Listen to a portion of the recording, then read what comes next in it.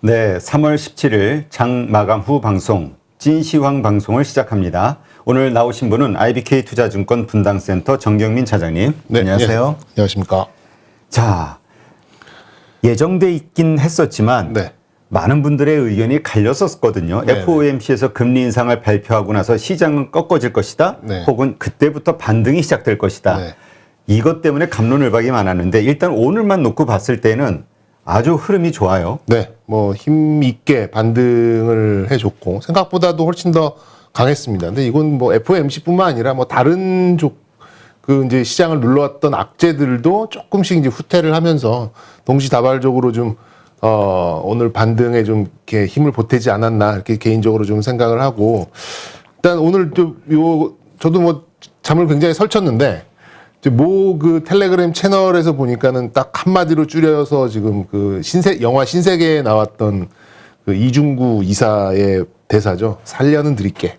살려는 드릴게. 네, 딱 요게 좀 어울리는 것 같아요. 보니까 뭐 물론 이제 매파적이고 그리고 이제 전쟁 이슈도 아직 좀 남아 있는 부분도 있고 그리고 아직까지도 뭐 인플레이션에 대한 그런 우려가 뭐 없어진 것도 아니고 어쨌든 앞으로 금리는 또 계속 올라갈 것에 대한 그런 것들은 이제 모두가 좀 수긍하는 그런 부분이 좀 있겠습니다만 오늘 환율이 엄청 뭐 급전직하했거든요. 네. 불과 이제 한 3, 4일 전만, 서나흘 전만 해도 뭐 1240, 50원을 뚫고 가는 거 아니냐라는 얘기가 좀 이렇게 걱정이 좀 됐었는데 1213원 97까지 오늘 좀 훅 떨어지면서 거기에 걸맞게 이제 외국인들이 프로그램으로 대응을 했다. 그러니까는 오늘 같은 장은 매도가 거의 없는 장이었죠. 매도가 거의 없는 장에서 외국인들이 프로그램으로 좀 이렇게 훅 들어와 줬고 개인들은 거기에 이제 매도를 하면서 어쨌든 포지션을 좀 중립으로 맞춰가는 이제 이런 또 수급도 좀 보였기 때문에 전체적으로 봤을 때는 이제 오늘은 뭐 개인이 매도를 했습니다만 뭐 전반적으로는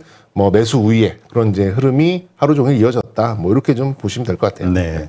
사실 최근에 그 급락을 여러 날 했을 때 네네. 개인들이 참 무섭게 샀거든요. 예. 네, 시장을. 그래서 이것도 잘못되지 않을까 걱정을 하는 분들이 많았는데 결과론적으로 봤을 때 오늘 또 어제도 한 2,600억 정도 네. 개인이 매도했고 또 오늘도 한 5천억 이상 매도를 했죠. 6,900억. 네네. 코스닥이 5천억. 네.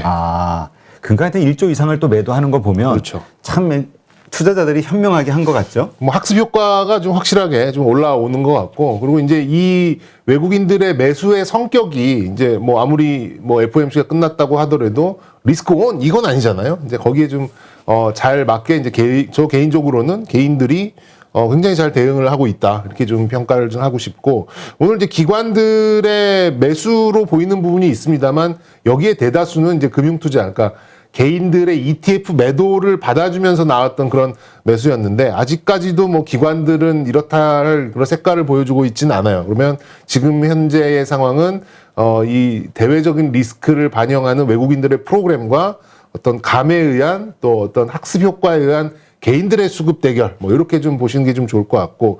근데 이제 오늘은 외국인들이, 선물을 올 장 중까지는 플러스였어요. 굉장히 좀 큰 규모의 좀 플러스였는데 장 막판이 되면서, 그 포지션을 좀 대부분 좀 정리를 했고, 뭐, 콜옵션이 좀 일부 들어오기는 했습니다만, 이런 것들을 봤을 때는 좀 지속성을 보이기에는 조금 의문이 있다. 뭐 저는 이렇게 좀 평가를 하고 싶고 거기에 좀 짧게 맞춰 나가는 개인들의 수급은 뭐 제가 봤을 때는 뭐 잘 맞춰서 좀 뭐 대응을 하고 있지 않나 이렇게 좀 말씀드리고 싶습니다. 자, 일단 이게 추세적인 상승의 시작이라고 보지 않고 네. 뭐 일시적이다. 네. 뭐 이렇게 좀 보시는 것 같은데 이유가 있을까요?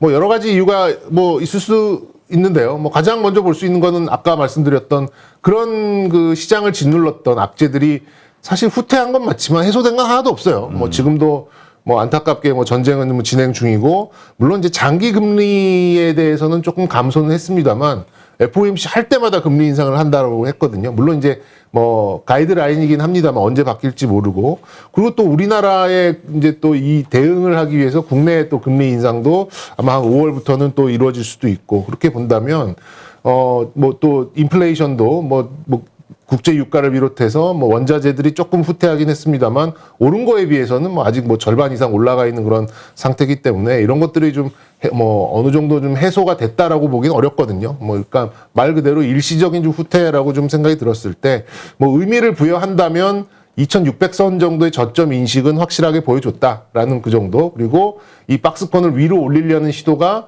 FOMC를 통해서 어느 정도의 이제 금리 불확실성을 누그러뜨리면서 시도가 좀 나왔을 뿐, 이거를 이제 위로 치고 올라가기에는 사실 지금 실적적인 부분도 의문이고, 당연히 수급적인 부분도 의문인 것 같고, 뭐 좀 미래에 뭐 큰 그런 밸류에이션을 현재로 끌어다 오기에도 좀 문제가 있다. 뭐 이렇게 봤을 때는 저는 어쨌든 뭐 저점을 올리는 정도 수준으로 좀 만족하는 그런 반등으로 좀 봐야 될 것 같고, 이거 이제 추세가 좀 반등되려면 뭐 저는 이제 뭐 이런 지금 누르고 있는 여러 가지 이슈 중에 최소 하나 이상은 뭐 지금 실마리가 제대로 좀 풀리는 모습이 좀 보여야지만 그래도 그때 이제 또 레벨업을 할 수 있는 그런 좀 동력이 작용되지 않을까 이렇게 파악하고 있습니다.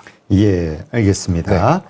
자, 일단 오늘 시장에서 이제 그동안 올랐던 주식들, 뭐 조선이라든가 네. 건설 이런 것들은 좀 그렇죠. 예, 좀 약한 모습을 전쟁 보였어요. 이슈와 또 이제 다른 프로그램이 밀고 올라가는 그런 상황이다 보니까 약간의 테마성을 보였었던 이제 그런 대형주들은 오늘은 이제 조금 손가락을 좀 딴 것 같고, 그 다른 테마주들 뭐 이제 뭐 삼성이 이제 살짝 언급만 했는데 뭐 확 치고 가는 이제 메타버스와 로봇 뭐 이런 것들이 올라가고, 오늘은 뭐 대체적으로는 이제 프로그램이 만든 그런 시장이다 보니까 시가총액 상위주들이 대부분 좀 올라가는 그런 형태를 보였죠. 근데 이제 이 메타버스와 로봇과 관련해서 삼성이 이 정도 이야기를 했다고 해서 이렇게 네. 오를 만한지, 그러니까 이게 그냥 모멘텀에 의한 단기 트레이딩 정도로 봐야 될지, 아니면 이게 삼성에서 한국이 이렇게 적극적으로 투자하니 이 관련된 섹터 주식들은 앞으로 추세적으로 많이 오를 거야라고 기대를 해야 되는 것인지. 네, 저도 기대는 합니다. 기대는 하고 이제 뭐 오늘부터 당장 이제 공부를 좀 하고 있었어요. 근데 뭐 사실 이제 투심으로 움직이는 종목은 어디까지나 이제 투심, 수급 뭐 이런 걸로만 좀 봐야 되지. 지금 삼성이 어떠한 방식으로 갈지에 대해서는 너무 정보가 없습니다. 그러니까 지금 삼성은 그러니까 물론 2018년도 정도의 CES에서 이제 가정용 로봇을 선보인 적은 있어요. 삼성봇이라 그래가지고 그 로봇이 이제 공기청정도 하고 온도 조절도 하고 뭐 일부 이제 헬스케어 같은 그런 기능도 좀 가져가고 뭐 어쨌든 간에 이제 시너지를 낼 수 있는 부분은 이제 삼성에서는 이제 그런 이제 종합 가전 형태의 로봇으로 추정은 할 수 있는 부분인데, 과연 그 로봇을 뭐 산업용으로 어떻게 할지, 아니면 그 서비스 로봇을 현재 있는 거에 뭐 이렇게 할지, 거기 아직 정보가 좀 너무 없기 때문에 이거 뭐 무슨 땡땡 로봇 땡땡 이런 것들을 다 이렇게 가기에는 조금 뭐 손이 안 나가는 이제 그런 상황이고, 그거는 이제 테마주의 영역이니까 뭐 거기에 맞춰서 이제 선호하시는 분들은 이제 뭐 치고받는 걸 좀 하시면 좀 될 것 같고요. 메타버스도 좀 의문이에요. 삼성이 과연 메타버스를 어떻게 구현을 할 것인가. 이제 직접 플랫폼을 만들어서 그 안에서 뭔가를 할 것인가, 아니면 이 메타버스라는 공간을 타고 넘을 수 있는 기기에 집중을 할 것인가. 뭐 여기에 대해서도 지금 말 그대로 부회장의 말 한마디에 시장이 막 너무 이렇게 타닥타닥 움직이는 바람에 아직까지는 이제 어떤 게 진짜인지는 저도 좀 시간을 두고 좀 또 추가적으로 또 이제 저런 것들이 나오겠죠. 그런 것들이 나오면 힌트들이 나온다면 거기에 맞춰서 이제 뭐 종목을 좀 압축을 해보고 방향을 좀 정하면 될 것 같은데, 그 인터뷰 기사 하나를 가지고 이렇게 너무 큰 소설을 쓰기에는 아직까지는 좀 미지의 영역이 아닌가 좀 생각은 듭니다. 네. 자, 그러니까 지금 트레이딩 관점으로 들어가시는 거는 오케이. 네. 그러나 이거를 지금 시점에서, 그러니까 왜냐면 지금 이제 주목이 받다 보니까 이제 올랐을 거란 그렇죠. 말이에요. 이게 추격 매수 하시는 분들도 분명히 있을 거거든요. 계실 수 있죠. 네. 네. 이런 분들 같은 경우는 리스크 관리를 좀 하자. 그렇죠.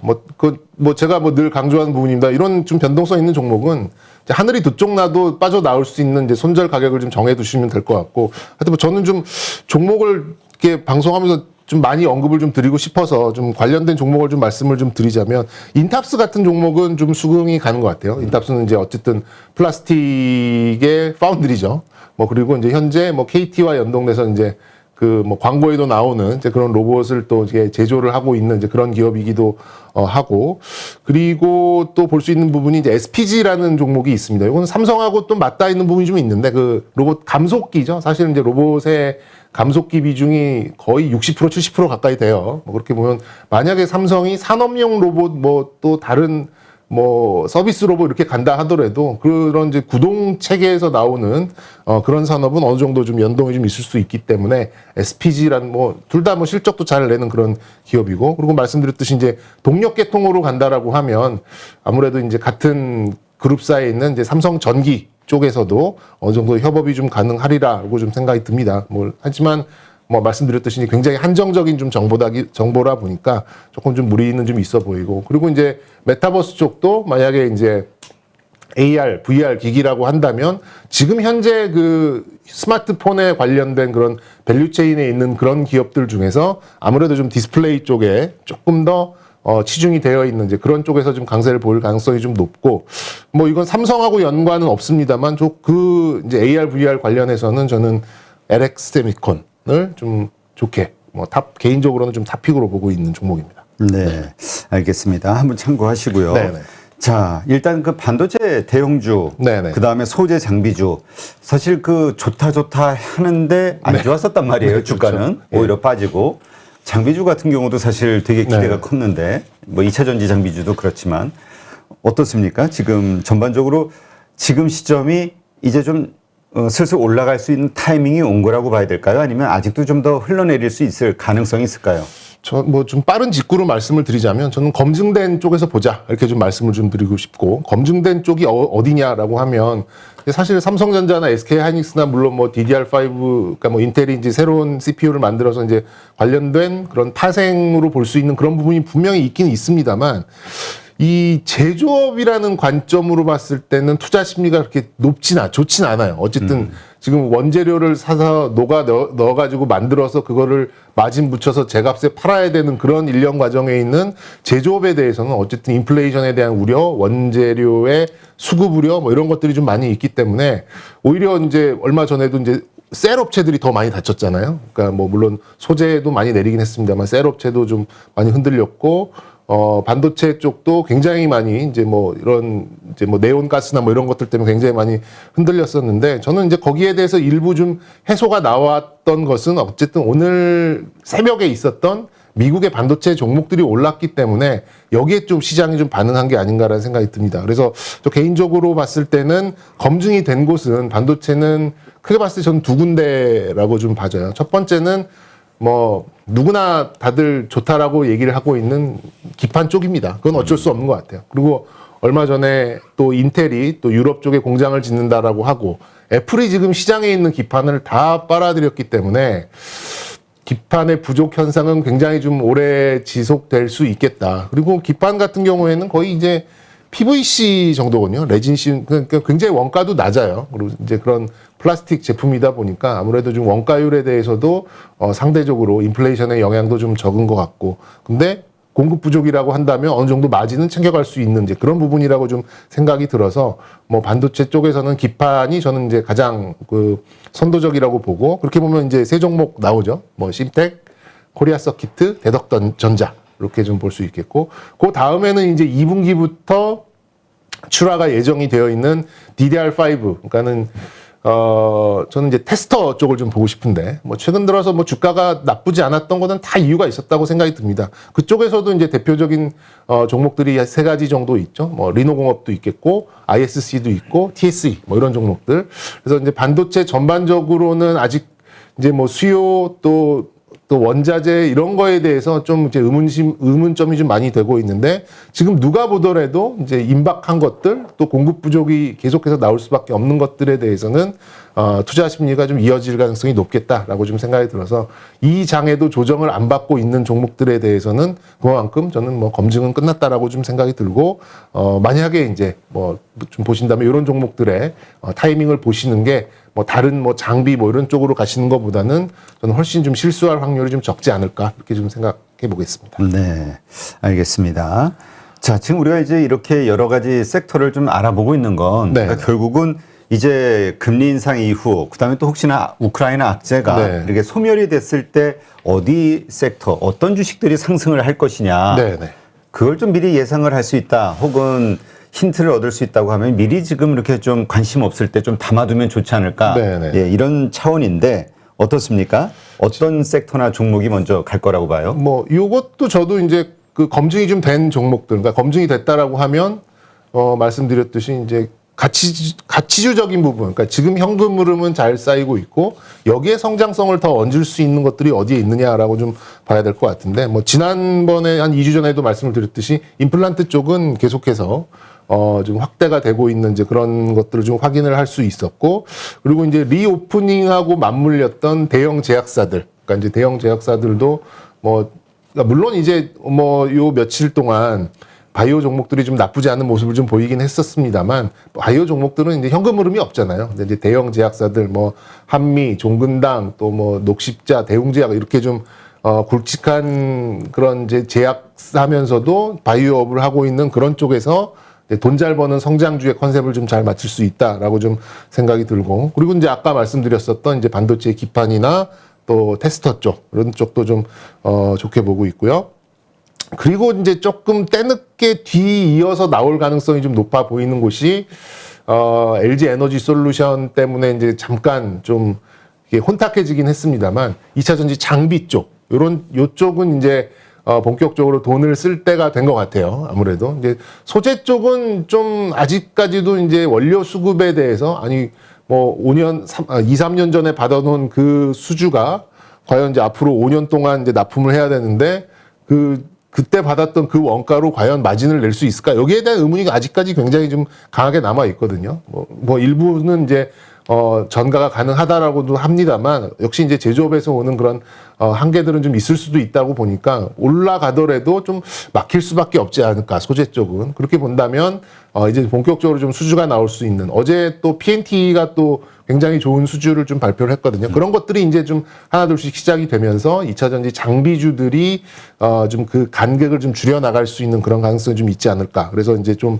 요약을 좀 말씀드리면 역시 이제 헬스케어 쪽은 여전할 것 같고요. 이제 뭐 피부 미용 뷰티부터 해서 임플란트까지 이런 쪽 좀 좋아 보이고 대형 제약사들 중에서 이제 일부 이제 바이오도 좀 가져가고 있는 그런 업체들 그리고 이제 아까 말씀드렸던 뭐 반도체 쪽에서의 기판과 테스터 그리고 하나 마지막으로 말씀드렸던 것이 2차 전지 장비 뭐 이렇게 좀 요약해 좀 압축을 하면 좀 대응을 할 수 있는 좀 종목군이 되지 않을까 싶습니다. 네. 지금 일단 기관과 외국인이 오늘 좀 사주기는 했는데 이거를 일단 일시적으로 봐야 되겠죠. 일단 아니면 지금 FOMC의 어떤 이 스탠스 이거에 됐다 이제 악재는 해소됐다라고 판단하고 장기적으로 상승에 베팅을 한 어떤 매수 행위로 봐야 될지 뭐 어떻게 봐야 될까요? 절대 저는 전자라고 좀 생각이 들고요. 매수 행위로 봤다고 하고 추세적으로 간다라고 하면은 선물을 넣었다 빼진 않았을 거라고 생각이 들어요. 그러니까 일단은 선물은 내비게이션과 같거든요. 뭐 좀 길로 따지면은 좀 뭐 터널이라고 보셔도 돼요. 그러니까 갈 길을 좀 닦아놓고 그 다음에 이제 현물 매수를 좀 하는 그런 형태가 좀 나왔을 텐데 지금은 뭐 넣었다가 뺐다가 멈칫거렸다가 뭐 이런 부분이 좀 많거든요. 그래서 오늘 상승은 좀 폄하를 하자면 환율에 입각한 기계적인 프로그램에 의한 매수라고 좀 볼 수가 있겠고 조금 이제 좀 포장을 해서 좀 말씀을 드리자면 이제 FOMC의 그 금리 불확실성이 일부 해소되면서 완전히 눌려 있었던 이런 성장주 또 할인율에 대해서 조금 후퇴가 나오면서 수급이 좀 개선됐다. 뭐 이렇게 좀 같은 상황이지만 이렇게 다르게 좀 표현을 할 수 있을 것 같습니다. 지금 일단 일어난 뭐 사실 그 연준 FOMC 회의 이후의 발표 그리고 그 주가의 흐름 이거와 그 다음날 다다음날의 주가 흐름은 또 정반대인 경우가 그럴 수도 많았잖아요. 있어요. 네. 예, 연준 발표하는 날은 오르고 보통은 그 다음날 다음날 시장은 생각해 보니까 이거 뭐야 악재 아니야? 이러면서 또 내리기도 하고 그렇죠. 이런 모습들이 자주 보였는데 일단 지금 현재 시점에서 FOMC의 금리 인상 5월 달에 긴축 이러저러한 것들 있음에도 불구하고 그냥 주가는 어쨌든 좀 우상향으로 가지 않을까 이런 기대감들 네. 갖고 있잖아요. 네, 네. 이 금리 인상 그렇죠. 이후에 어떻게 봐야 될까요? 일단 말씀드렸듯이 이제 뭐 말하자면 2,600에서 2,700선의 좁은 박스권에 뭐 나오는 모든 악재를 다 털어내서 좀 뭐 시장이 어쨌든 저가 인식을 하고 뭐 버텨냈다라고 한다면 저는 이제는 2,700선을 과거에 2,600선 같은 걸 만들려고 하는 노력은 진행이 된다라고 봅니다. 네, 하지만 이거를 위에 뚜껑을 열고 다시금 뭐 3,000선을 향해서 좀 바라보기에는 이제 이 우리나라 이제 산업 구조가 약간의 이제 경기 민감성인 부분도 좀 많고 반도체나 IT 쪽에 좀 치중되어 있는 부분도 있고 그리고 이제 시가총액 상위 쪽을 본다 그러면 뭐 자동차도 아직까지는 의문부호가 다 가시진 않았거든요. 그렇게 본다면 뭐 지수를 상방으로 많이 열기에는 아직도 좀 제약 조건이 많다라고 좀 생각이 좀 들어요. 뭐 그런 면에서 봤을 때는 박스권의 저점을 높이는 정도의 좀 개선, 요 정도로 이렇게 좀 인식을 하시는 게 어떨까. 뭐 너무 큰 기대를 좀 심어드리기에는 지금 아직까지 해소되지 않은 악재들이 너무 많아서 현실적으로 좀 말씀드리고 싶고 그리고 희한하게 제가 여기 와서 녹화하고 10번 중에 8번은 다음날 빠집니다. 약간 하락의 아이콘 같은 그런 느낌인데 내일은 글쎄요 뭐 좀 오늘만큼은 아니더라도 뭐 지금 이제 뭐 환율 상황이나 이런 것들을 봤을 때는 위든 아래든 좀 보합권으로 좀 움직일 가능성이 좀 높아 보이기는 해요. 그러면 이런 면에서 봤을 때는 딱 그게 맞는 것 같습니다. 저점을 높이기 위한 시장의 시도는 계속될 가능성이 높다. 이렇게 좀 요약드리는 게 맞는 것 같습니다. 네, 그렇군요. 네. 지금 오늘 우리가 저희 12시 라이브 방송에서 네. 이 자동차 특히 현대 모비스에 대해서 이제 되게 힘들어하시는 분들의 의견이 좀 올라왔었거든요. 네네네. 이 자동차주 지금 뭐 러시아 문제, 현대차 같은 네. 경우는 뭐 28만 대 공장이 있다고 하고 뭐 여러 가지 상황이긴 한데 지금 저점 바닥이라고 보고 버틸 만한 구간이라고 보세요? 아니면 어떻게 보세요 개인적으로? 저는 자동차주는 뭐 이 정도 가격이면 물려도 들어갈 만하다라고 생각이 드는데 단 시간은 이거를 어떻게 좀 그러니까 뭐 이렇게 말씀을 좀 못 드릴 수밖에 없는 게 생산 과정에서의 이 리드 타임이 좀 너무 길어지거든요. 그러니까 아이오닉 같은 경우에는 13개월 정도 걸린다 그러더라고요. 그것도 이제 13개월로 그냥 잠정적으로 얘기를 해준 거지 더 걸릴 수도 있다고 하고 뭐 제 가까운 지인은 지난 8월 달에 산타페 계약을 했는데 아직까지 차를 못 받고 있다라고 좀 하고 또 제가 어제 또 그 현대 기아차 이제 한 2.5차 벤더 분을 좀 대표분을 만나서 이런저런 얘기를 했는데 이게 진짜 뭐 이게 재료들이 공급이 좀 안 되다 보니까 지금 뭐 이게 계약으로 나와 있는 그런 좋은 호재들을 회계적인 이익으로 좀 가져가지 못하고 있는 부분인 것 같아요. 그래서 이런 공급 부분이 과연 이제 언제 어떻게 풀리느냐, 요걸 알 수가 없기 때문에 제가 이제 시점적인 거는 말씀을 못 드리겠습니다만 지금 뭐 대기 수요는 많이 있기 때문에 만약에 이제 이게 하나 둘씩만 좀 풀려간다라고 하면 차근차근 올라갈 수 있는 그런 부분은 있다라고 좀 생각은 듭니다만 아무래도 이제 이 시기적인 부분 그리고 이게 또 개인 투자자분들이 너무 오래 걸리면 또 지치시잖아요. 그래서 지금 뭐 신규 매수라기보다는 지금은 그냥 갖고 계신 분들은 좀 버텨보셔라 이렇게 좀 말씀드리고 싶습니다. 네. 지금 그 코로나 확진자가 뭐 60만 명을 돌파했다 이런 뉴스도 나오고요. 이게 이제 그러나 결국 정점으로 가는 거 아니냐 하면서 이제 그 코로나 방역 이후 해제 이후의 세상 리오프닝에 대한 이야기들이 많이 나오고 있거든요. 네. 그러한 차원에서 시장 어떻게 바라봐야 될까요? 아무래도 이제 소비 쪽이 조금 우선시 되겠죠. 그런 면에서 이제 주식 시장에서 가장 큰 호재 중에 하나가 이제 턴어라운드라는 점이고 턴어라운드를 기대를 하면서 이제 일부 종목들은 어느 정도 좀 바닥 대비 좀 올라온 부분이 있는데 이제 요게 이제 실질적으로 좀 풀리기 시작하는 거는 아마 이제 4월 뭐 늦어도 5월 정도면은 현실화가 좀 될 것 같아요. 근데 뭐 말씀드렸듯이 이제 현실화가 될 때의 주가보다 기대감에 오르는 주가는 훨씬 더 크기 때문에 아무래도 이제 이 현실화가 된서부터는 이제 검증을 하려고 듭니다. 수치로 검증을 하려고 하죠. 뭐 예를 들어서 뭐 카지노다. 그러면 카지노의 뭐 홀드율이 얼마고 드랍액이 얼마야? 우리가 예상해서 이 정도의 가치 부여를 했는데 그거 안 되네. 뭐 이러면 또 실망이 나올 수 있는 부분이고 또 이제 뭐 항공이나 뭐 이런 부분도 뭐 사실 이제 좀 비용적인 문제 그리고 돈이 많이 되는 지금 유럽 노선은 사실 여행 수요도 취소가 엄청나게 많이 나왔거든요.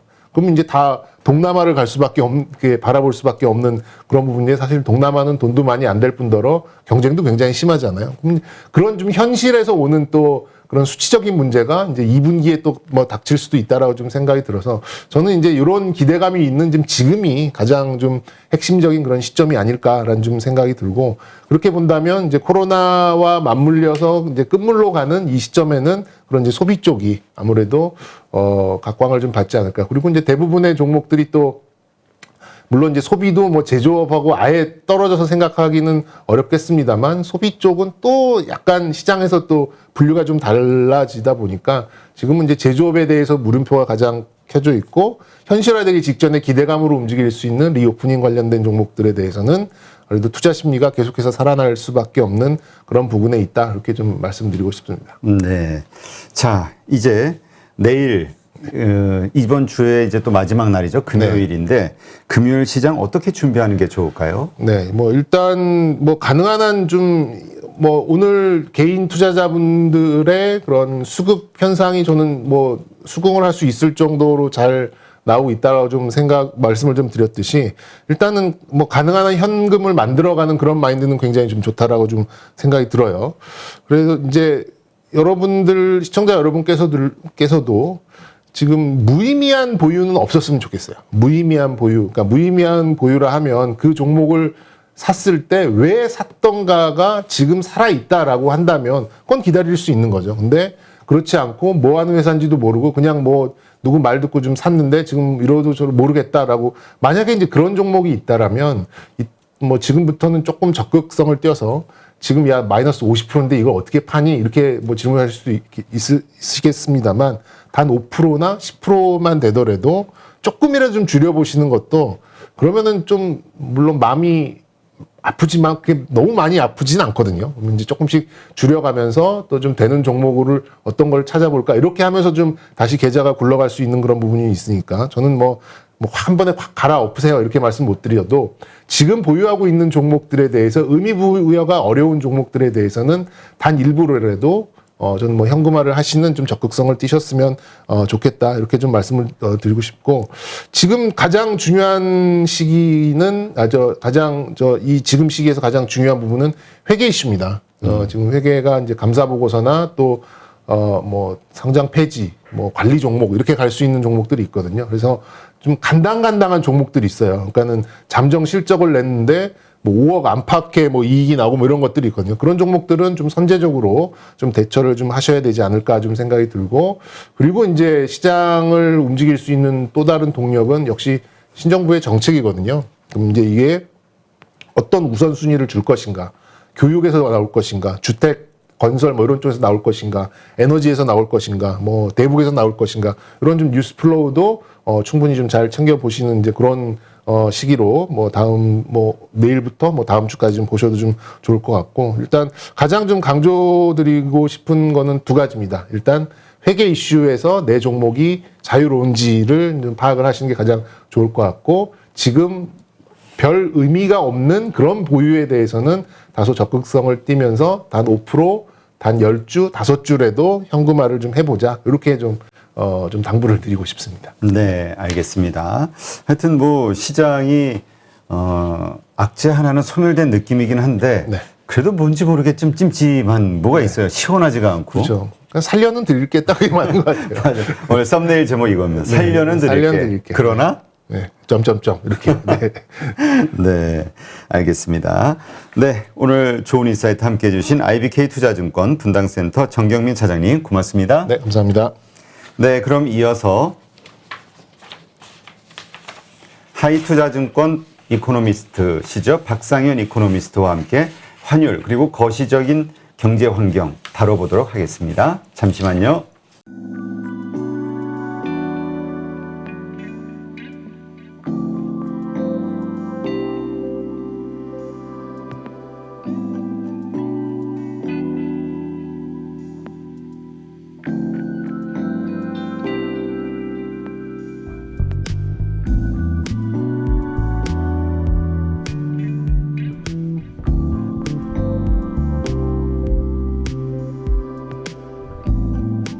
네, 하이투자증권 이코노미스트시죠. 박상현 위원님 모셨습니다. 예, 안녕하세요. 예. 네.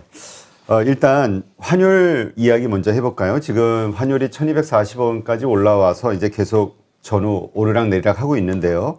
어떻습니까? 일단 이 환율 이렇게 이 상황이 일단 정상적이진 않은 거죠. 그렇죠. 예, 뭐 환율이 올라간다, 그러니까 원화가 약세가 된다라는 부분 자체는 기본적으로 이제 국내 경제 상황 자체가 뭔가 조금 문제가 있다라는 쪽으로 좀 받아들여야 되는 부분들이 있는 것 같고요.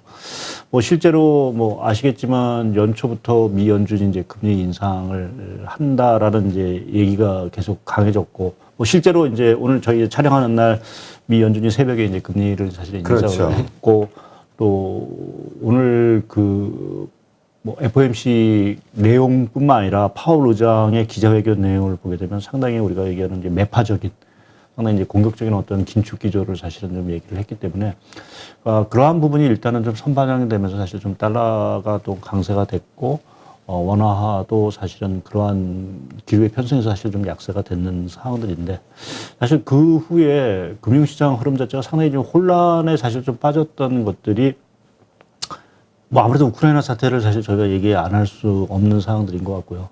그러니까 우크라이나 사태로 인해서 유가가 한때 130불까지 이제 갔던 이러한 상황들, 결국 전 세계적으로 보면 이제 유가가 올라갔을 때 가장 취약한 국가가 어딘가라고 이렇게 따져보면은 태국, 우리나라가 결국 이제 상위권에 사실 좀 들어옵니다. 아무래도 뭐 100% 원유를 수입할 수밖에 없는 네. 거니까.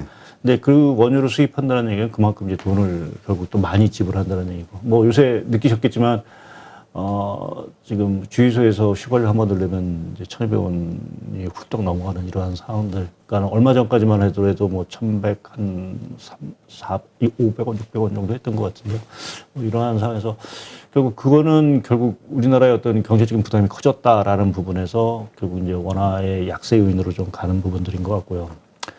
또 하나 거기에 좀 더 붙이자고 한다라고 하면 중국 시장의 최근의 불안을 사실은 좀 한번 언급을 좀 하고 가야 될 부분이 있는 것 같습니다. 뭐 어제는 사실은 이제 중국 증시가 사실 급반등을 했지만 최근에 중국 증시가 어마어마하게 빠졌다라는 표현이 맞을 것 같고요. 특히 이제 우크라이나 사태가 2월 24일에 있었는데 그 후에 중국 H지수, 우리가 중국 기업 지수라고 얘기를 하죠. 그게 보면 거의 한 20% 정도 좀 폭락을 했습니다. 그러니까 한 달도 못 된 상태에서 20%가 사실 폭락을 했다라는 거는 뭔가 중국 금융시장에 상당히 좀 문제가 있는 것이 아닌가라는 쪽에서 결국 원화에도 상당히 좀 약세 압력으로 좀 간 이러한 것들이 좀 맞물리면서 전체적으로 좀 원달러 환율 자체가 사실 가파르게 올라가지 않았나라는 좀 생각을 하고 있습니다. 네. 그러니까 이제 이러다 보니까 이제 환율로 인한 수혜주, 피해주 이렇게 좀 나눌 수도 있잖아요. 네. 일단 뭐 수입하는 쪽은 우리가 단순히 생각하기에 상당히 좀 피해가 좀 있을 것 같고요. 예, 수출하는 쪽은 오히려 좀 큰 이익이 되지 않을까. 그렇다면 우리는 수출 기업이다 보니까 그러니까 환율이 오를수록 우리는 수출 무역 흑자가 좀 커지는 거 아닌가? 뭐 이런 예. 생각도 들긴 하거든요. 예, 뭐 말씀하신 대로 이제 그게 환율에 대한 상승 뭐 이런 것들을 이제 가장 이제 톡톡히 볼 수 있는 게 뭐 저희가 항상 보면 얘기하는 게 이제 조선업입니다.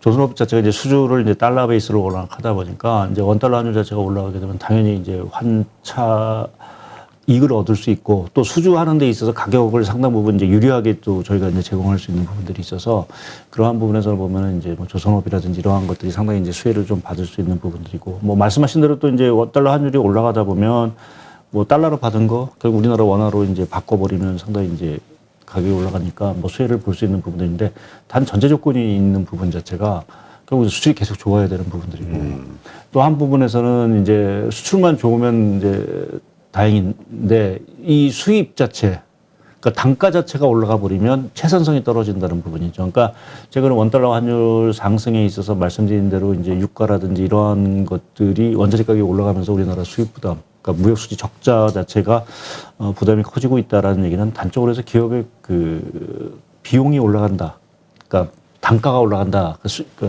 비용이 올라간다라는 부분에서 보게 되면 마진 자체가 이제 안 좋아질 수밖에 없는 부분들이겠죠. 그래서 뭐 단순하게 환율이 올라가서 뭐 우리 국내 기업이 수혜를 볼 수 있는 부분은 분명히 있긴 하지만 다른 한편에서 그게 수입 단가를 올려서 동일한 그 효과 자체가 수입 비용 쪽에서의 압력 자체가 더 크다라고 하면 결국 원달러 환율 올라가는 것들이 사실은 좀 도루묵이 될 수 있는.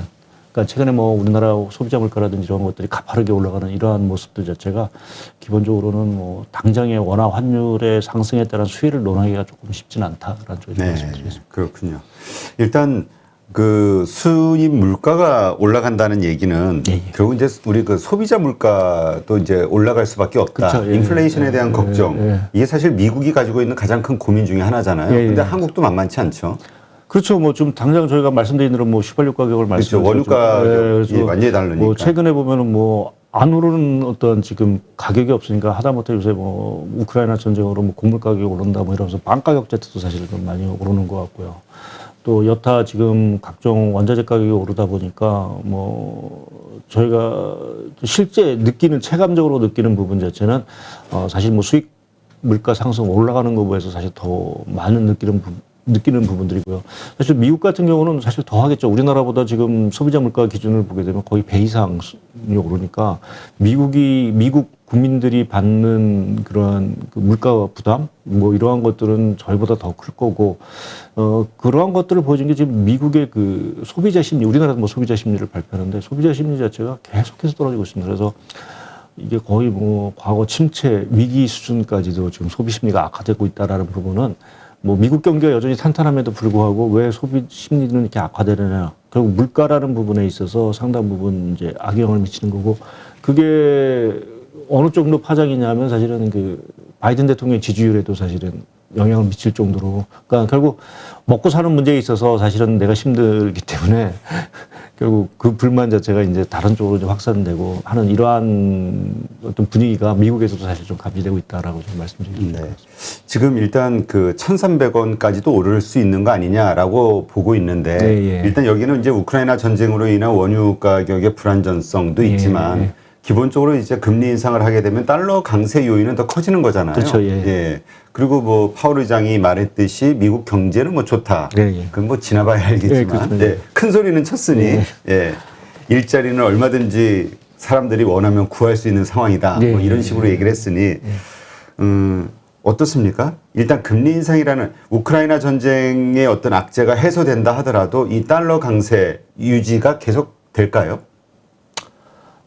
약간은 좀 반반 정도로 사실 저는 보고 있습니다. 그러니까 지금 우크라이나 사태가 기본적으로 이제 가장 원화 환율에 사실 좀 부담을 좀 주고 있는 상황들이고 만약 그게 다행스럽게 이제 조금 소강 국면으로 간다. 그래서 이제 부각이 되는 것들이 그 다음에 이제 미 연준의 이제 통화정책 기조, 뭐 금리 인상 사이클일 텐데, 뭐 앞서도 말씀드렸듯이 미 연준은 일단은 물가를 잡기 위해서 공격적으로 나서겠다라고 얘기를 했기 때문에 올해 당초 예상했던 것보다 미국의 금리 인상폭 자체가 상당히 커질 수 있고, 라는 부분 자체는 이제 달러 이제 강세 요인인데, 제가 왜 반반이라는 말씀을 드리냐면 사실 이제 우크라이나 사태가 해소가 된다는 얘기 자체는 결국 유가가 어느 정도는 이제 더 떨어질 수 있다라는 부분으로 좀 해석하는 부분들인 것 같고요. 그래서 유가가 최근에 좀 떨어져서 95불 정도 수준을 보이고 있는데 그게 뭐 80불 초반, 중반 수준까지 간다라고 하면 미국의 물가 상승 흐름 자체가 상당히 좀 둔화가 되겠죠. 그러니까 소위 말하는 물가 정점 자체가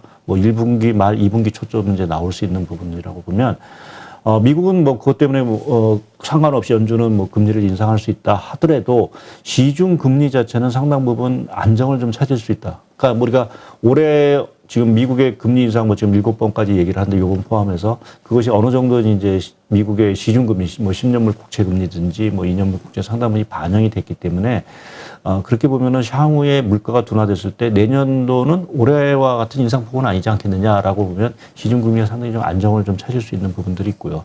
이제 그러한 것들이 실제적으로 보면 어떤 그 달러의 흐름 뭐 이러한 것들에 상당히 조금 이제 강세 요인보다는 좀 약세 요인으로 좀 작용할 수 있는 부분들이 하나 있는 것 같고. 두 번째 부분은 우크라이나 사태 해소라는 부분 자체가 과연 무엇을 의미냐라는 부분 자체는 기본적으로 크게 두 가지 정도를 저는 보고 있는 하나는 이제 신용 리스크 완화. 두 번째는 이제 경제 펀더멘탈의 개선 가능성. 이 부분을 들 수 있는데 일단 신용과 관련된 부분 최근에 뭐 오늘이죠. 3월 16일 기준으로 러시아가 이제 디폴트 상황에 사실상 이제 진입을 한 상황들인데 이 디폴트 상황 자체가 왜 뭐 달러나 원화에 이제 악영향을 미치냐라는 부분에서는 단순히 지금 러시아의 어떤 디폴트 문제가 러시아만의 문제는 아니다. 그러니까 자금의 흐름이 결국 뭔가 왜곡이 된 흐름들이고 더구나 이제 미국이 각종 경제 제재를 하면서 러시아와의 모든 경제 활동이 사실상 차단이 된 상황들이기 때문에 그렇게 보면은 누군가는 결국 손해를 볼 수밖에 없는 결국 러시아에 돈을 뭔가를 팔아놨는데 돈을 못 받는다라고 보면 결국 누구는 망할 수도 있는 어떤 그러한 상황이 되는 것은 결국 우리가 얘기하고 있는 부도에 대한 위험을 커지게 하는 거고 그러한 부도 위험이 커진다라고 하면 자금들 자체는 결국 안전한 쪽으로 가겠죠. 그게 금이 됐든 달러가 됐든. 근데 만약 러시아 우크라이나 사태가 돼서 러시아의 어떤 그런 디폴트 이러한 상황들이 자체가 개선이 될 수 있다라고 하면 당연히 신용 리스크가 자체가 약화될 거고 그러면 달러나 금에 들어갔던 자금들 자체가 이제는 조금 더 좀 위험 자산 우리가 좀 수익률을 얻을 수 있는 자산으로 옮겨가야지라는 이제 개념에서 조금 이제 달러가 약세가 되고 이제 원화는 사실은 좀 강세가 될 수 있는 부분들이 하나 있고요. 두 번째는 말씀드렸던 이 경기 모멘텀과 관련된 부분.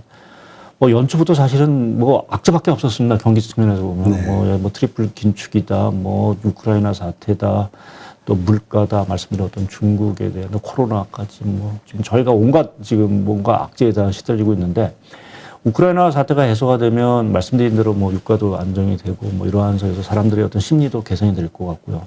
또 한 가지 중요한 거는 이제 저희도 뭐 코로나가 거의 오늘 50만 명이 넘게 나왔는데 이러한 그 코로나 상황 자체가 유럽 같은나 미국은 진정 기미로 사실은 이미 들어가고 있거든요. 네. 그래서 전쟁에 대한 어떤 그러한 리스크 자체가 완화가 되면 사람들이 이제는 본격적으로 소비를 하고 돌아다닐 수 있다라는 부분에서 경기가 사실은 이제 개선이 될 거고, 뭐 그건 뭐 미국 경기도 좋아지겠죠. 근데 우리가 항상 이제 뭔가를 얘기할 때 상대적인 개념에서 뭐 미국 경기가 좋고 나머지 경기가 나쁘면 당연히 이제 달러가 강세가 되는 거고, 이게 거의 바란스를 맞춘다라고 하면 결국 다른 나라 통화가 강세가 될 수 있으니까. 최근에 러시아 우크라이나 전쟁 때문에 유로화가 거의 뭐 폭락하듯이 하락을 했는데 그것이 이제 되돌림이 있을 수 있는 부분들이 있고요.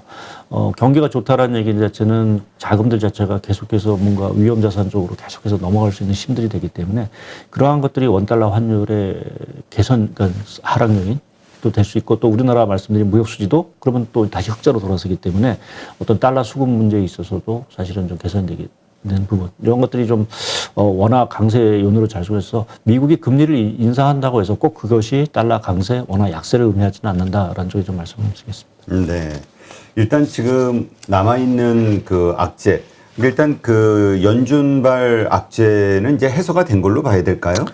뭐 아직은 해소가 됐다라고 좀 보기는 좀 어려울 거. 아마 매번 FMC가 있을 때마다 시장은 좀 출렁이 걸리지 않을까. 또 0.5냐? 예, 뭐 0.5냐 또, 어쩌냐? 예, 또 5월달 같은 경우는 양적 긴축까지도 한다고 그랬으니까 또 그 당시 가서 뭐 물가도 잘 안 떨어지는 것 같고 그러면은 뭐 50bp 인상도 할 수도 있고 양적 긴축도 한다라고 하면 사실은 뭐 우리가 항상 25bp 인상을 기대하다가 실제적으로 어떤 인상 효과는 뭐 50bp, 75bp 인상 효과가 나온다고 하면 시장이 상당히 흔들릴 수 있는 부분. 그러니까 올 한해는 사실은 연준이 7차례 어떤 금리 인상을 얘기를 해놨기 때문에 그 연준의 리스크 자체는 항상 상수화돼 있다.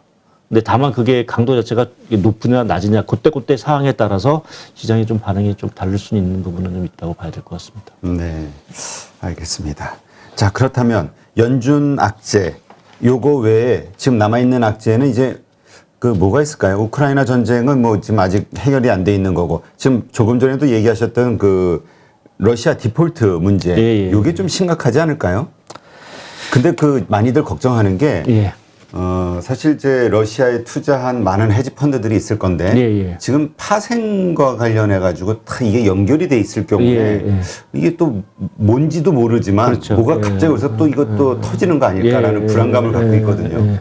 예, 아주 정확한 지적이신 것 같은데요. 제가 뭐 이렇게 저도 이제 이코노미스트 생활을 하고 한 30년 정도 이제 하고 있는 과정 속에서 뭐 많은 여러 가지 이제 위기를 겪었고 뭐 경험도 좀 해봤는데, 항상 저희가 이제 예상을 하다가 이게 빗나가는 경우가 이게 뭔가 뭐 어느 정도 다 알고 있고 그래서 무난히 넘어갈 거다라고 하다가 항상 보면은 이제 저희가 모르는, 마치 그 바다에 빙하가 조금 있는데 그 밑에 빙하가 어마어마한 부분을 저희가 간과하고 하는 이러한 경우들이 있는 것 같습니다. 그래서 이번 러시아 디폴트 문제에 있어서도 사실은 뭐 대부분 오늘도 사실 뭐 큰 반응이 없었던 게 뭐 어느 정도는 이미 뭐 채권 가격이라든지 이런 폭락을 한 상황이고 또 한편에서 보면 그 규모 자체가 그렇게 크지 않다. 라는 부분에서 시장이 어느 정도 이제 수용을 할 수 있다라는 쪽에서 이제 시장에 영향이 없는데 그럼에도 불구하고 저희가 이 디폴트 사태 이러한 것들에 대해서 여전히 조금 저희가 우려를 하고 해야 되는 부분 자체는 이제 저희가 이제 러시아 이 디폴트와 관련돼서 이제 얘기를 많이 들은 게 이제 98년에 LTC 그 러시아 모라토리움 선언 이후 LTCM 사태가 터진 경우가 있었습니다.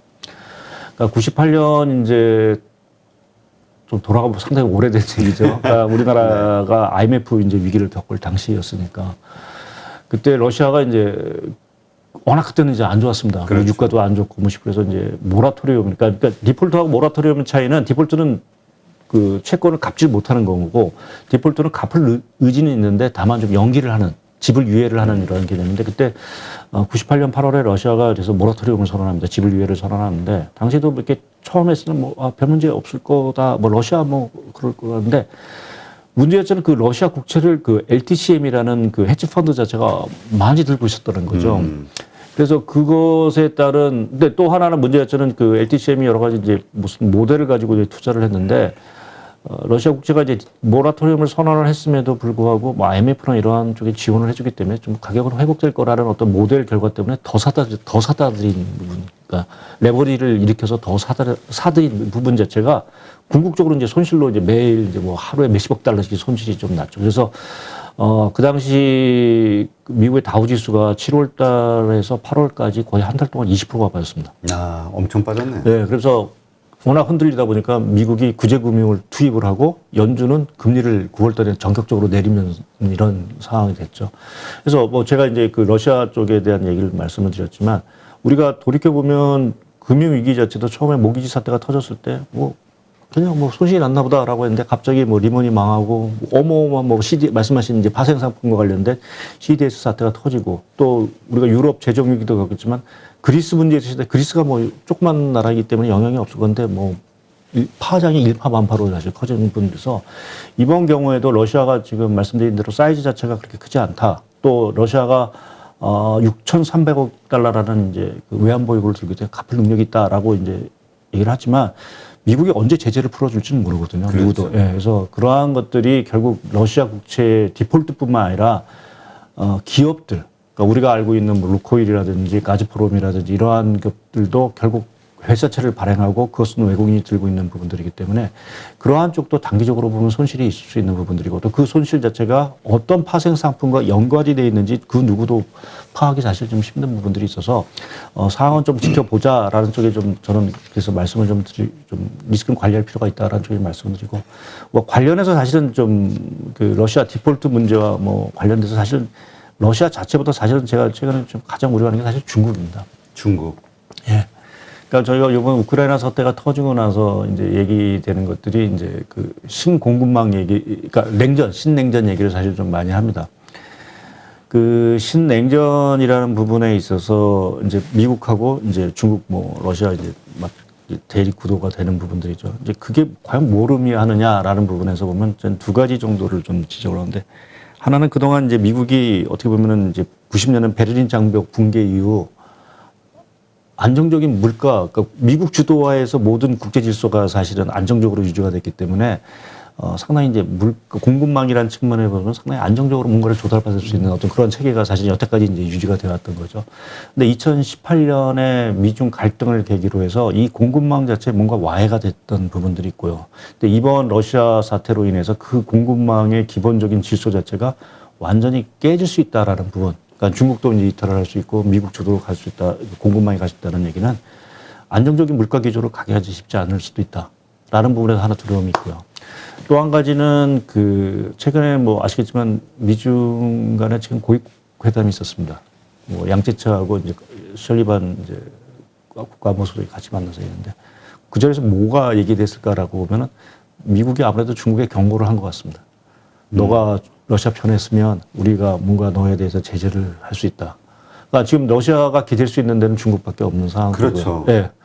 근데 중국 입장에서 보면은 미국과 대립도 하고 있고 또 최근에 보면 미러 관계 자체가 상당히 이제 밀착 관계가 있어서 이제 미국은 중국은 어쨌거나 이제 러시아와 뭔가를 좀 이제 해보려고 하는 그러한 상황들이기 때문에 그 위험 자체가 그러니까 지금 러시아 위험 자체가 이게 중국으로 전이되는 듯한 모습이 최근에 중국 증시의 급락으로 좀 이어지지 않았나라는 좀 생각을 하고 있습니다. 그러니까 공교롭게 이게 좀 제가 오늘 차트를 준비를 못 해봤는데 저희 이제 홈페이지 가서 자료를 보시면 알겠지만 2월 24일 날 러시아가 우크라이나를 침공하는 기점을 딱 보게 되면 그 후에 나스닥 지수가 얼마만큼 움직였을까요?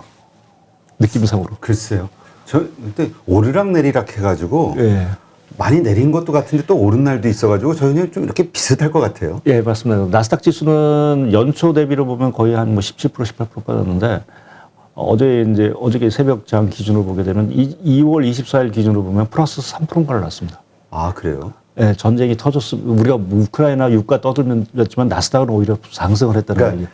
연초가 아니라 그 우크라이나 전쟁. 네, 전쟁 24일 기점, 딱 기점에서 보게 되면. 반면에 중국 증시는 그 전까지 2월 24일 이전까지 연초 대비해서 H지수 기준으로 보면 1%가 올랐었거든요. 근데 그 후에 20%가 빠졌습니다. 그러니까 위험 자체가 갑자기 미국의 위험이 연초에 뭐 연준의 그러한 어떤 위험 자체가 갑자기 중국 위험으로 이제 전이가 됐다는 얘기죠. 그러니까 그러한 것들이 제가 말씀드린 그런 어떤 러시아 디폴트 문제 뭐 이러한 것들과 관련돼서 지금의 어떤 러시아 디폴트가 러시아의 디폴트 문제가 아니다. 그러니까 그 말씀은 중국과 러시아의 밀월 관계가 오래돼 왔으니 예. 그 관련된 뭐 주고받고 한 채권의 규모라든가 뭐 그것도 있고 또 이제 미국이 압박을 한다는 거죠. 그러니까 우리가 미중 갈등 관계에서 봤듯이 결국 중국에 대한 어떤 제재 이러한 것들이 더 강하게 된다. 우리가 뭐 시중에 많이 있는 세컨더리 보이콧이라는 얘기가 있었죠.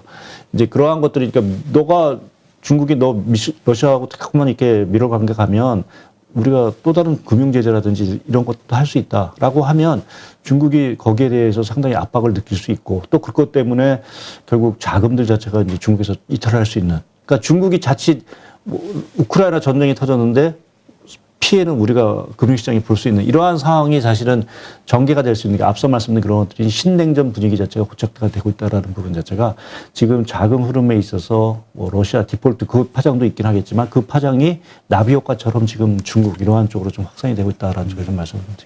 근데 그 계속 빠지다가 예. 어제 같은 경우에 이제 좀 뭐 폭등을 또 했잖아요. 예, 10몇, 예, 아, 그저께인가요? 어저께죠. 어제죠. 예, 예. 12%, 예. 10% 이상 뭐 예. 폭등하기도 하고 어제 나스닥에 그 올라가 있는 그 중국 ADR들 예, 예. 보니까 뭐 25%씩 막 폭등했더라고요 또. 그러니까 어제 항생 테크 지수가 22%가 올랐으면 지수 자체가 22%가 올라간다는 얘기는 항상테크가. 예. 지수 자체가 22%면 거의 모든 종목이 거의 뭐 상한가가 간다라는 얘기하고 똑같은 얘기죠. 그러니까 사실은 뭐 있을 수 없는 일이 사실은 지금 벌어지고 있는 그런 상황들인데 그럼 과연 왜 어저께는 또 폭등을 했느냐라고 보면 중국 정부가 의외로 자본시장에 대해서 구두 개입을 했습니다. 그러니까 그런 경우가 흔치 않거든요. 아무리 중국이 뭐 어려워도 뭐 주식시장이 뭐 폭락을 해도 중국 정부가 이렇게 나서서 얘기하는 입장이 아닌데 어저께는 전격적으로 자본시장 안정에 노력하겠다라는 어떤 구두 개입성 발언을 했고요. 또 이제 경기 부양을 하겠다. 또 한 가지 테크, 그러니까 우리가 지난해부터 중국의 그 테크 알리바바니 뭐 텐센트니 뭐 이러한 쪽에서 중국 정부가 워낙 규제를 많이 하다 보니까 뭐 워낙 주식 자체가 안 좋았는데 어저께 그 테크에 대해서 규제 완화에 대한 얘기를 얼핏 비쳤습니다. 그러니까 갑자기 그러면 왜 중국이 왜 갑자기 돌변했느냐라는 부분이 앞서 말씀드린 대로 양채추 국무위원하고 서리반하고 만난 이후에 뭔가 중국이 모르겠습니다. 제 해석입니다. 제 해석인데 뭔가 좀 태도 변화에 대한 어떤 시그널을 시장에 던져준 게 아닌가. 그러니까 러시아와 조금 거리를 두겠다라는 정도의 지금 그런 기대감이 뉴스에 얻고 있더라고요. 그러니까 그러한 것들이 이제 반영이 되면서 어저께 주식시장 자체가 상당 부분 중국 주식이 급등을 했고 오늘 사실은 나스닥이라든지 이러한 일반 글로벌 주식시장 자체가 폭등한 부분 자체는 미 연준이 저렇게 매파적인 얘기를 해도 뭐 그게 까딱 안 한 부분에 있어서는 뭐 선반영됐다라는 부분도 있긴 하지만 한편에서는 뭐 우크라이나 어떤 협상 기대감 거기에 중국 증시의 반등이 가장 큰 1등 공신이 아닌가 좀 생각을 하고 있습니다. 근데 이것이 그러면 그 잠재했던 리스크가 예. 해소가 된 걸로 봐야 됩니까? 아니면 이런 리스크가 존재하고 있다는 걸 확인하는 정도로 그러니까 앞으로도 계속 같은 이슈로 변동성이 오르락내리락 클 것으로 예상을 해야 될까요? 부자 쪽으로 아직은 보는 게 맞지 않을까 보고 있습니다. 네? 부자 쪽으로 보는 게. 그러니까 지금 이게 해소가 됐다라기보다는 이게 정말 시장에서 우려하는 게 과연 이거다라는 부분 자체를 저는 명시적으로 좀 보여준 게 아닌가. 지금 앞으로 뭐 저희가 우크라이나 사태, 러시아의 어떤 관계 자체가 어떻게 될지 뭐 협상이 잘 될지 아니면 장기전화될지는 여전히 좀 불투명한 부분들이고 말씀하신 대로 러시아 디폴트 문제 뭐 거기에 따른 어떤 중국과의 어떤 관계 자체가 결국 앞으로 어떻게 될지 또 중국이 러시아에 대해서 어떠한 입장을 필지에 대해서는 여전히 불투명한 부분들이 있기 때문에 앞으로의 어떤 중국의 어떤 횡보 이러한 것들은 계속 좀 봐야 될 필요가 있지 않을까 좀 부분이 있습니다. 네. 지금 자료가 예. 제가 조금 자료를 이제 보여드리려고 하는 것들이 좀 러시아 디폴트와 관련돼서 조금 몇 가지 얘기를 드리려고 했는데 지금 뭐 기술적으로는 디폴트가 났습니다. 났는데 사실은 이제 왜 디폴트가 시장에서 아니냐라는 그러니까 뭐 이렇게 크게 떠든지 않느냐라는 부분에 있어서는 첫 번째는 이게 돈을 못 갚다고 해서 당장 이게 파산이 되는 건 아니고요. 그러니까 한 달 정도 유예 기간이 있습니다. 그래서 유예 기간 동안에 뭔가 뭐 통상적으로 보면 이제 채권자하고 채무자하고 어떻게 그것을 이제 해결할지에 대한 협상이 있는데 이번은 사실은 이제 불가능한 상황들이기 때문에 사실상 뭐 디폴트라고 보는데 지금 제가 그 그림 2의 요 왼쪽 그림을 보시게 되면 이게 채권 가격 지수입니다. 뭐 폭락을 한 거 보시면 알겠죠. 그러니까 예를 들어서 지금 100원 이상, 그러니까 100 이상, 100달러 이상 하던 지금 26년 만기 채권 가격 자체가 지금 뭐 10불 이하 뭐 이렇게 떨어졌으니까 뭐 거의 휴지 조각 됐다라고 해도 과언이 아닌 부분들이고요. 또 한 가지 그 옆에 그림 3번에 그 붉은색으로 보여드린 그 달러 리버 금리.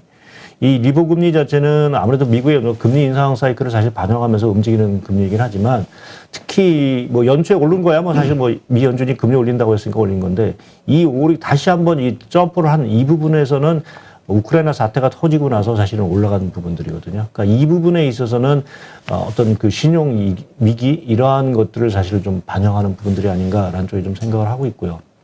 또 한 가지 지금 저희가 러시아에 대한 데이터 자체가 그렇게 아주 투명하게 되는 부분들은 아니긴 하지만 지금 시장에서 좀 안도하는 부분 자체는 지금 외화, 그러니까 러시아가 발행한 국채 중에서 외화 표시 국채 중에서 이제 외국인이 드는 게 한 200억 달러. 그러니까 루브라 표시로 된 것이 한 290억 달러 정도 되니까 대충 한 500억 달러가 조금 넘게 되겠죠. 뭐 이 정도 수준이기 때문에 어느 정도 감당할 수 있다라는 얘기를 하는데 중간에 제가 이제 물음표를 하나 봐요. 여기에 지금 그 기업들이 발행하는 이제 회사채 부분이 있습니다. 근데 외국인이 얼마만큼 들고 있는지 잘 정확히 판단이 안 되거든요. 그러니까 저런 것들이 언젠가 이제 진짜 이게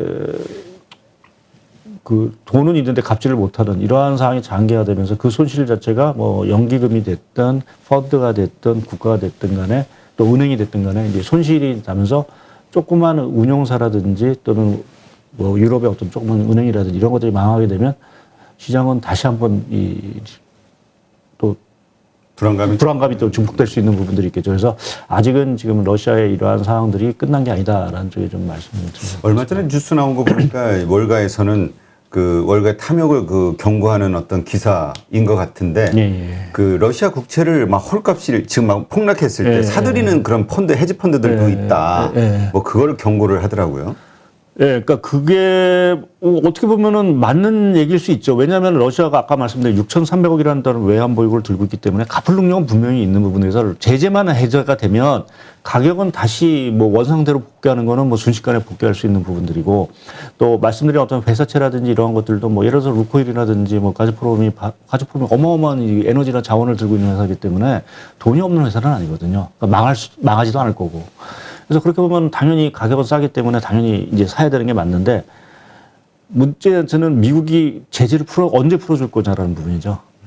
그러니까 지금 상황에서는 지금 돌아가는 어떤 판세로 봐서는 바이든 대통령이 그렇게 쉽게 풀어줄 것 같지는 않은. 근데 지금 돌아가는 거는 저 휴전이 거의 이제 뭐 협상 그러니까 뭐죠 어제 우크라이나하고의 협상이 잘 되고 있는 것 같은 또 뉴스도 나오고 있잖아요.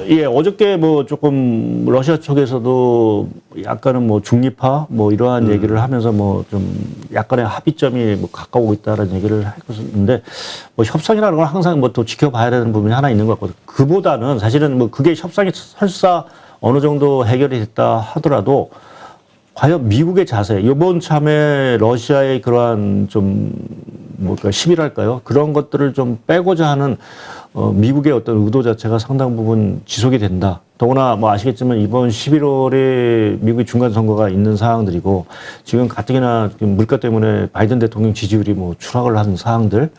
근데 그나마 이제 러시아 사태, 이번 우크라이나 사태로 해서 지금 바이든 대통령의 지지율 자체가 이제 다시 이제 올라가고 있는 이러한 참이기 때문에 뭐 음모론 쪽 입장에서 보게 되면 바이든 대통령이 굳이 여기서 러시아를 살려줄 필요가 있겠느냐. 경제적으로 봤을 때.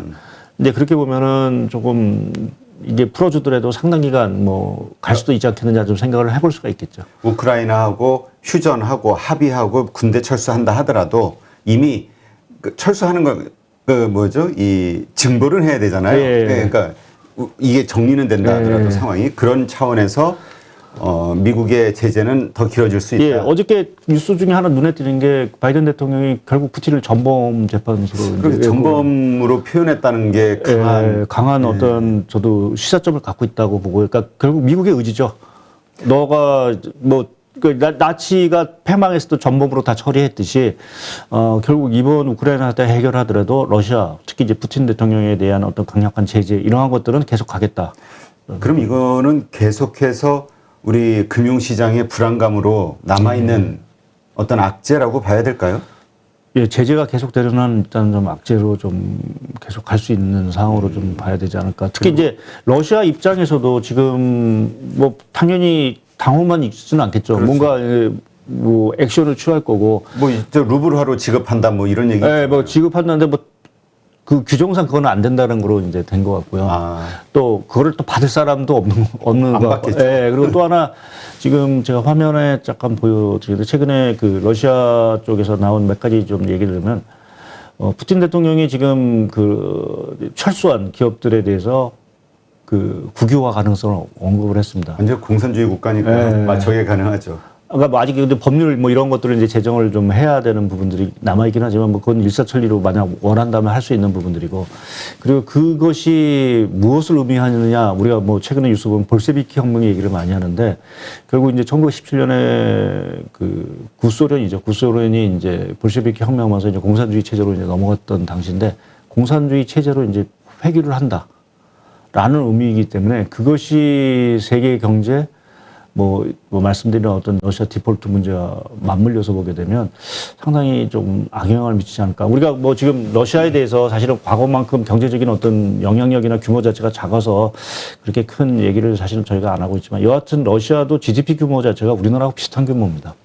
그러니까 그러한 그 규모 자체의 경제 자체가 어느 한순간에 지금 거의 모든 작동을 안 한, 뭐 올해 러시아 성장률이 얼마가 나올지 모르긴 하겠지만 마이너스 뭐 최소한 20-30% 나올 수도 있다. 상반기 중에 보게 되면 뭐 그 충격은 결국 누군가는 흡수를 해야 되는 부분들이고. 그러니까 이게 러시아만의 문제가 아닌 것이 기존에 이제 이미 투자하고 있는 많은 그 나라들의 그 헤지펀드나 금융기관들, 연기금 이런 곳들에서 이제 또 손절 처리를 할 거 아닙니까? 그렇죠. 예. 이 러시아 자산에서 이거 불확실해. 이제 이게 드러났으니 그러다 보니까 이게 이제 시장이 어떠한 식으로 다시 후폭풍이 연결이 돼가지고 몰아칠지 모르겠다. 이게 이제 가장 큰 걱정이네요. 거기다 이제 또 뭐 우리가 금융양산 얘기만 하지만 사실은 사업하시는 분들은 더 절박한 부분들이죠. 그렇죠. 이게 뭐 바로 돈 떼이게 생긴 거니까. 근데 이러한 이번에 일어난 현상 때문에 중국에 대한 자산, 투자 자산 이것도 다시 한번 되돌아볼 수 있다 이런 얘기도 있어요. 그렇죠. 그러니까 그게 이제 사회주의 국가에 대한. 그러니까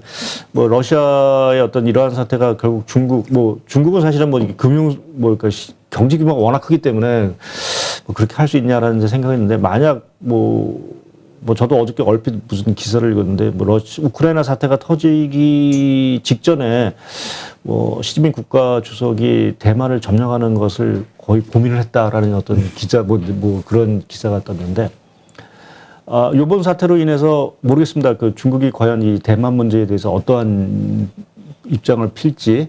그래서 뭐 교훈이 될 수도 있고 한편에서 보면은 뭐 그런 걸 떠나서 그냥 우리도 한번 대만을 어떻게 뭐 해볼까 뭐 이런 식의 어떤 얘기가 나오기 시작을 한다면 이거는 우크라이나 사태 이상의 사실은 그 글로벌 금융시장 특히 이제 대만 문제를 건드리기 시작을 하면 미국이 가만히 있지는 않을 부분들이기 때문에 그것은 뭐 단순하게 지금 중국의 문제가 아니라 전체적인 전 세계의 어떤 크나큰 신용 위기 자체를 불러일으킬 수 있는 어떤 폭발적인 잠재력을 갖고 있기 때문에 그 부분에 있어서는 외국인 투자가나 뭐 글로벌 투자자들이 상당히 좀 민감할 수밖에 없는 그런 이슈인 것 같습니다. 네, 알겠습니다.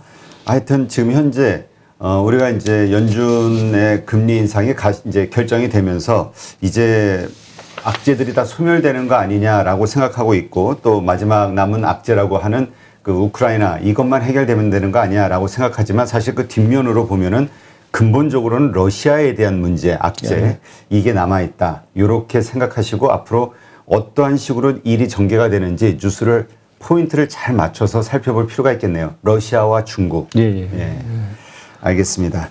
네, 이렇게 해서 오늘 글로벌 거시 환경 악재에 대한 상황을 좀 점검해보는 시간을 가졌고요. 좋은 인사이트 함께해 주신 하이투자증권 박상현 이코노미스트님 고맙습니다. 네, 감사합니다. 네, 오늘 하루도 고생하셨습니다. 일단 뭐 항상 드리는 말씀이지만 일희일비하지 않고요. 자신의 투자 원칙을 분명하게 세우시고 이럴 때일수록 좀 중장기적으로 해야 되는 것이 맞는 것이냐 아니면 정말 트레이딩으로 해야 되는 것이 맞는 것이냐 전문가분들마다 의견이 워낙 다르기 때문에 자신의 성향과 자신의 환경에 맞는 자신의 그 방식, 기준을 정확하게 정하시는 게 그나마 이 변동성 장세를 이겨내는 길이지 않을까 싶습니다. 오늘 하루 수고 많으셨습니다. 내가 제대로 지금 투자하고 있는지. 그래서 계속 업데이트 해야 돼요. 그러니까 투자했다고 끝나는 게 아니라 거기서 또 시작이에요. 마지막으로 해야 될 건 뭐냐면 피드백입니다. 끊임없이 공부하고 분석하고 정보 취득해서 업데이트하고 피드백하고 이 과정에서 주식 투자하면 2배, 3배짜리 수익도 나는 경우도 있고 내가 생각한 거랑 반대로 가서 20, 30% 손해보는 경우도 있어요. 그런 과정이 쌓이면서 성공 확률을 높여가는 거거든요. 네, 정말 우리 815 머니톡을 좋아하시는 분들이 많으신데요. 이유를 보면은 이 투자와 관련해서 정말 다양한 노하우를 가지고 계시고 다양한 특성을 가지신 고수분들을 모시는 게 아닌가 여기에 생각을 하고 있습니다. 단기 투자, 장기 투자, 수익 매매 정말 여러 형태의 투자법들이 있는데 투자자분들의 성향 그리고 시장의 현재의 상황에 맞춰서 가장 최적의 투자법이 무엇인가를 우리 방송을 보시는 분들이 직접 선택하실 수 있는 그런 장점이 있기 때문이 아닐까 생각이 됩니다. 2022년 1월 달과 2월 달 시장 정말 많이 무서웠죠. 많은 분들이 공감하셨을 텐데요. 이렇기 때문에 더군다나 나의 투자 성향이 어떤지를 다시 한번 생각해 보셨을 것 같고요. 자신에게 맞는 투자법 그리고 그와 관련된 노하우들을 차분하게 충분히 공부할 수 있는 계기가 되지 않을까 그렇게 생각이 됩니다. 그래서 이제 저희 815 머니톡에서는 815 캠퍼스 프로그램을 진행하면서 준비가 되지 않은 분들이 그 투자와 관련해서 스스로 공부할 수 있는 프로그램을 만들려고 기획을 했고요. 첫 번째로 김정수 저자님을 모시고 단기 투자와 관련된 여러 노하우들을 가지고 공부하는 그러한 시간을 가졌습니다. 정말 많은 분들이 호응해 주셨고요. 원래 목표였던 1000분 가까이 신청을 해 주셨습니다. 그리고 이어서 두 번째는 많은 분들이 좋아하시죠. 염승환 이사님, 이베스트 투자증권의 염승환 이사님을 모시고 이제 변동성이 정말 많이 커지고 있습니다. 이 상황에서 우리가 어떻게 이 어려운 시장을 이겨낼 수 있을지, 수익을 낼 수 있을지, 펀더멘털, 기업의 펀더멘털과 그 다음에 그 산업 어떻게 이해하고 공부하고 우리가 거기에 맞춰서 주식을 선택할 수 있을지 차분하게 알려주시는 그러한 프로그램을 준비했습니다. 영국에서도 코로나 방역 해제를 하고 있고요. 미국에서도 마스크를 벗고 있고 전 세계 국가들이 이제 코로나 방역 해제 그 이후의 세상을 준비하고 있는 것 같습니다. 근데 이제 아시다시피 코로나가 발생이 되면서 정말 주식이 많이 오른 섹터, 그 다음에 종목들이 있고요. 또 반대로 지금 이 이후의 세상이 왔을 때 또 올라갈 어떤 종목이나 섹터 다르겠죠? 어떻게 생각하시나요? 이 코로나 어쨌든 이제 방역이 해제되면서 이제 비정상이 이제 정상화되기 시작할 거예요. 모든 게 이제 정상화되는데 그 정상화되는 과정에서 당연히 좋아지는 산업도 있을 거고 그 다음에 또 그 정상화가 오히려 불편한 그런 업종들도 분명히 있을 것 같습니다. 그래서 여러분들이 이게 이제 단기적으로 끝날 이슈가 아니라 앞으로는 이제 이런 방향으로 갈 수밖에 없기 때문에 어떻게 우리가 이제 큰 바람의 방향을 보고 좀 투자해야 되거든요. 근데 거기에 몸을 내가 역행하면 안 되겠죠. 그래서 그 방향이 뭔지를 좀 잘 보셔야 될 것 같고 특히 이제 그 방향에 가장 맞는 업종 중에 하나가 흔히 말하는 이제 리오프닝이죠. 리오프닝 중에서도 이제 해외 여행도 있을 거고 뭐 다양한 섹터들이 있겠지만 그래도 지금 우리 눈앞에서 현재 돈도 벌고 있고 특히 리오프닝 돼서 더 잘 벌 수 있는 그런 뭐 백화점이나 편의점 같은 그런 이제 유통업체들이 상당히 좋은 모습을 좀 내주지 않을까 일단 이렇게 좀 보고 있고 정상화하면 또 생각나는 게 이제 반도체가 지금 뭐든지 부족하잖아요. 그래서 반도체 공급 부족이 지금 장기화되고 있는데 이것도 결국 방역 해제가 되고 생산이 정상화되면은 반도체 공급도 정상화되면서 차량 생산도 정상화되거든요. 그래서 이건 약간 이제 역발상의 또 개념일 수 있는데 지금 좋을 게 아니라 우리가 항상 투자할 때는 앞으로가 좋아질 걸 미리 선점을 해서 투자하는 게 저는 맞다고 생각합니다. 그 기업이 더 약하면 약할수록 더 좋은 것 같은데 그 대표적인 또 업종이 저는 좀 자동차 업종이라 좀 보고 있어요. 그러니까 그런 업종도 지금 좋다가 아니라 향후에 정상화될 때 수혜를 받을 수 있다는 거 그렇게 좀 생각을 해주시면 좀 좋을 것 같고 뭐든지 지금 당장 좋은 거를 쫓아다니다 보면은 항상 실수하게 되고 비싸게 사게 되거든요. 근데 지금 최악인 거는 반대로 생각하면 되게 싼 거예요. 근데 다만 인내심이 없기 때문에 못 기다리는 거죠. 그 상승하는 과정 동안 너무 시간이 오래 걸리니까. 근데 수많은 이렇게 뭐 주식 투자 대가나 이런 분들 보셔서 아시겠지만 그 인내를 하고 나서 큰 자산을 쌓으셨던 분들이 대부분이거든요. 그래서 이번 코로나19 방역 해제 이후로 어떤 산업이 또 성장할지 매일매일 또 우리가 업데이트를 해야 되겠지만 큰 흐름으로 봤을 때 지금 안 좋아지면서 정상화되면서 좋아지는 그런 기업들을 여러분들이 한번 잘 고민하셔서 투자를 해보시면 좀 좋을 것 같습니다. 네. 네. 우리가 이제 투자를 한다는 것은 일시적으로 하는 게 아니라 앞으로 살아가면서 지속적으로 해야 되는 거기 때문에 기본적으로 내가 실력이 네. 있어야 되는 게 아닌가라는 생각을 하거든요. 그래서 이제 많은 분들은 좀 편하게 어떤 종목을 추천해 주기를 원하지만 사실은 그 종목을 직접 찾아내고 그게 성장할 산업인지 혹은 주가가 오를 수 있는 어떤 모멘텀을 갖고 있는지 판별할 수 있는 능력이 있어야 되는 게 아닌가 네. 이런 생각이 됩니다. 그래서 이번에 우리 여미사님도 준비하고 있는 강의에서 고기를 잡아주는 게 아니라 어떻게 스스로 고기를 잡을 수 있는지 잡는 네. 법에 대해서 집중해 주신다고 하는 거죠. 네, 그러니까 이게 주식 투자라는 게 많은 분들이 대부분 실패도 하고 그런 이유가 이제 뭘까 좀 곰곰이 생각해 봤는데 여러 가지가 있겠지만 결국엔 본인이 안 해서 저는 그런 거라고 생각을 해요. 남이 던져다 준 그냥 어떤 정답지 가지고 내가 그냥 그대로 따라했을 때 그 성과가 나중에 보면요. 5년, 10년 지났을 때는 엄청난 차이가 발생하거든요. 주식 투자도 마찬가지예요. 누가 정말 잘 맞히는 분이 어떤 기업을 던져줘서 내가 그걸 가지고 투자를 해서 당장 성과 좋을 수도 있죠. 근데 그건 내 게 아니거든요. 내 실력이 아니라 잠깐 빌린 것 뿐이죠. 근데 당장 안 되더라도 나만의 어떤 원칙, 나만의 아이디어를 가지고 그게 설사 1, 2년 실패하더라도 꾸준히 하신 분들은 10년 후에는 어마어마한 차이가 또 벌어진다고 저는 생각을 해요. 항상 저도 많이 말씀드렸지만 불로소득이 절대 아니거든요. 그리고 이 세상에 진짜 공짜 정심은 절대 없습니다. 여러분이 공부하고 노력한 만큼 저는 소득을 좀 낼 것으로 좀 보고 있는데 일단 주식 투자에서 성공하는 방법은 정말 단순해요. 기업에 투자하는 거예요. 근데 그 기업이 단기적으로는 여러 이슈로 막 갑자기 급등도 했다가 급락도 해요. 중장기적인 관점에서는 주가는 어떻게 움직이냐면 결국 기업 가치에 수렴합니다. 그 기업 가치라는 건 다른 게 아니라 이 기업이 앞으로 계속 실적 좋고 예를 들면 삼성전자가 반도체를 계속 잘 팔고 반도체 가격이 올라가면 기업 가치는 올라가잖아요.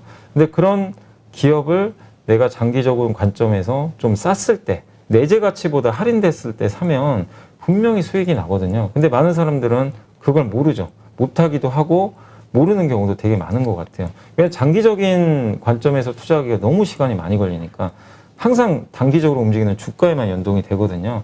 근데 그 기업의 장기 가치를 알려면 결국엔 공부하는 수밖에 없어요.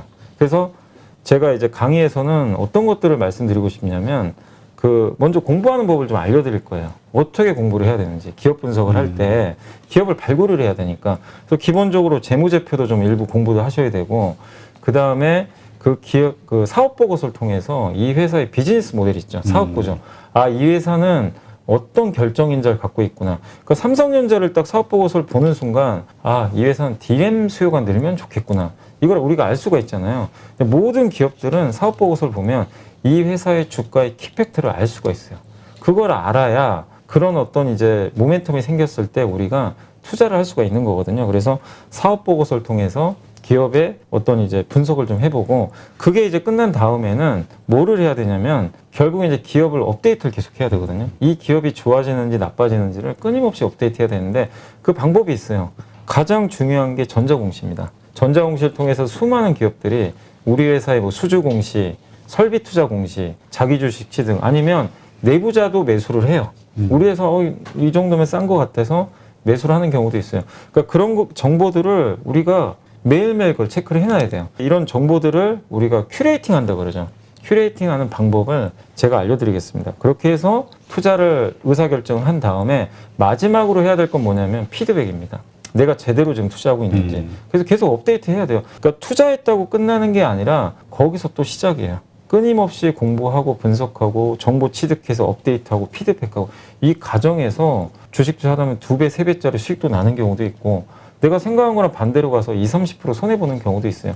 그런 과정이 쌓이면서 성공 확률을 높여가는 거거든요. 그래서 그런 과정들을 제가 좀 강의를 통해서 알려드릴 예정이니까 저와 함께 좀 천천히 한번 장기 투자하실 분들은 교육 시청해 주시면 좀 좋을 것 같습니다. 그리고 이제 이번 강의에서는 제가 이제 피드백에 좀 중점을 둬서 계속 많이 좀 업데이트를 할 예정인데 인터넷 강의로만 이제 제공을 해드렸을 때는 이제 수강생들의 이제 질문을 제가 바로 좀 캐치하고 풀어드리기가 좀 어렵잖아요. 이렇게 텍스트로 하는 것도 좀 한계가 있다 보니까 그래서 인터넷 라이브 시간을 좀 분기별로 이렇게 열어가지고 제가 직접 이제 수강생분들 모시고 한번 온라인상에서 이렇게 뭐 채팅도 해주시고 그러면 제가 질문 받아가지고 실시간으로 증문즉답을 해서 피드백을 해줄 좀 예정이니까 이 부분도 여러분들이 좀 참고를 해주시면 좋을 것 같습니다.